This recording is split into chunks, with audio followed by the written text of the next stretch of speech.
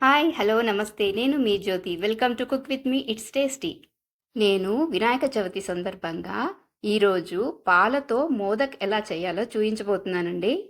ఈ రెసిపీ చాలా చాలా టేస్టీగా ఉంటుంది. మరి ఆలస్యం చేయకుండా వీడియో చూసేద్దాం రండి. ముందుగా స్టవ్ పైన ఒక ప్యాన్ పెట్టుకొని అందులో ఒక పావు కప్పు నెయ్యి వేసుకోవాలి. అంటే 50 గ్రాముల నెయ్యి వేసుకోవాలి. నెయ్యి బాగా వేగిన తర్వాత ఒక కప్పు బియ్యపిండి వేసుకోవాలి. ఇది సుమారు 140 గ్రాములు ఉంటుంది. ఇప్పుడు ఈ బియ్యం పిండిని లో టు మీడియం ఫ్లేమ్లో బాగా వేయించుకోవాలి. కొద్దిగా కలర్ చేంజ్ అవ్వాలి. ఇంకా మంచి సువాసన వచ్చేంత వరకు వేపాలి. మనము నెయ్యిలో వేయిస్తాం కదండి, చాలా మంచి వాసన వస్తుంది. బియ్యం పిండి బాగా వేగిపోయిందండి. ఇప్పుడు నేను ఇక్కడ 1 టేబుల్ స్పూన్ కాజు వేసుకున్నాను. ఇంకా 2 టేబుల్ స్పూన్లు బాదం పప్పులు కూడా వేసుకున్నాను. బాదం నేను చిన్న చిన్న స్లైసెస్గా చేసుకున్నాను.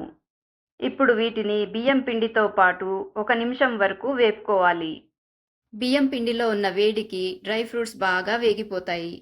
ఇప్పుడు 2 టేబుల్ స్పూన్లు డ్రై కోకోనట్ పౌడర్ వేసుకోవాలి. దీనిని కూడా మరో నిమిషం వరకు వేపుకోవాలి. కొద్దిగా కలర్ చేంజ్ అవుతుంది. ఇప్పుడు స్టవ్ ఆఫ్ చేసుకొని 1 నిమిషం వరకు వేపుకోవాలి. తర్వాత ఒక బౌల్లోకి ట్రాన్స్ఫర్ చేసుకొని బాగా చల్లారనివ్వాలి. మీరు ఏ సిటీ, ఏ కంట్రీ నుంచి చూస్తున్నారో కామెంట్ సెక్షన్లో రాయండి.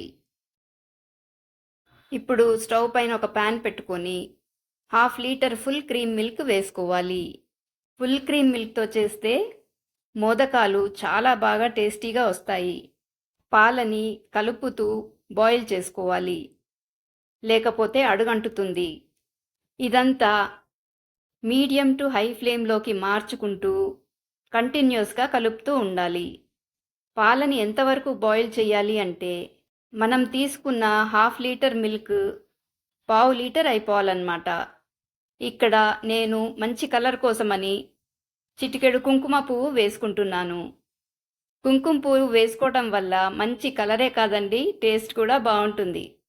ఫ్లేమ్ హైలో ఉంది కదండి, కంటిన్యూస్గా కలుపుతూ ఉండాలి. పాలు 1/2 లీటర్ నుంచి 1/4 లీటర్కి మారడానికి 15 నిమిషాలు పడుతుంది. ఇక్కడ నేను 150 గ్రాముల షుగర్ తీసుకున్నాను. కప్పుల కొలతల్లో అయితే 3/4 కప్ కంటే కొంచెం తక్కువ తీసుకోవాలన్నమాట. ఇలా షుగర్ బాగా కరిగేంతవరకు కలుపుతూ ఉండండి. ఫ్లేమ్ తక్కువలో పెట్టుకోండి. ఇప్పుడు మనం వేయించుకున్న రైస్ ఫ్లోర్ ఉంది కదండి, బియ్యం పిండి, అది పాలల్లోకి వేసుకోవాలి. ఇక్కడ నేను 2 టేబుల్ స్పూన్లు కిస్మిస్ వేసుకుంటున్నాను. ఇంకా ఒక 6 ఇలాయచీలను దంచి ఆ పౌడర్ వేసుకున్నాను. ఇలాయచీ వేస్తూనే ఇల్లంతా గుమగుమలాడుతోందండి. మీరు కూడా తప్పకుండా వేసుకోండి, మిస్ చేయకూడదు. ఇప్పుడు ఈ పాలని బియ్యపిండిని బాగా కలపండి. ఫ్లేమ్ లోలో పెట్టుకోండి. ఈ మిశ్రమం బాగా దగ్గర పడేంతవరకు కలుపుతూనే ఉండాలి. ఒక పిండి ముద్దలాగా కావాలి.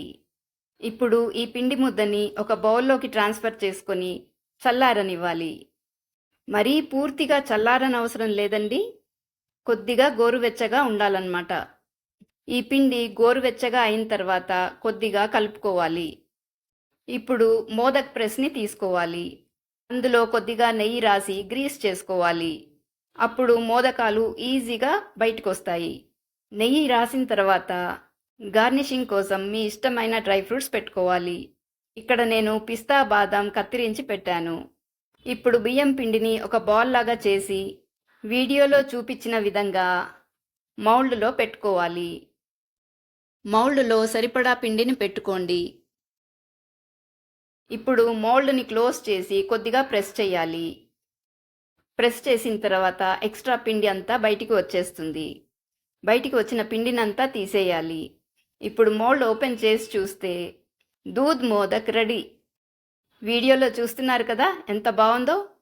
ఇది చేసుకోవడం చాలా ఈజీ అండి. ఇలా చేసుకున్న మోదక్స్ని ఒక్కొక్కటి ప్లేట్లో అరేంజ్ చేసుకోవాలి. ఇక్కడ నేను మరో మోదక్ చేయడం చూపిస్తున్నాను. ఇది చాలా సింపుల్ అండ్ ఈజీ రెసిపీ అండి. పిల్లలు ఇవి తినడానికి చాలా ఇష్టపడతారు. తినడానికే కాదండి, చేయడానికి కూడా చాలా ఇష్టపడతారు. పిల్లలకి వినాయకుడు అంటే చాలా ఇష్టం కదండి. వాళ్ళని కూడా మోదక్ చేయటంలో ఇన్వాల్వ్ చేసేయండి.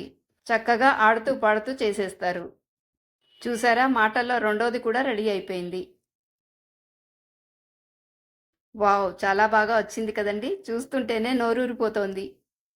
మీరు నేను చెప్పిన కొలతలతో చేశారంటే మీకు కూడా ఇలాగే టేస్టీగా మోదక్స్ తయారైపోతాయి. ఇక్కడ నాకు 140 గ్రాముల బియ్యం పిండికి 14 మోదక్స్ వచ్చాయి.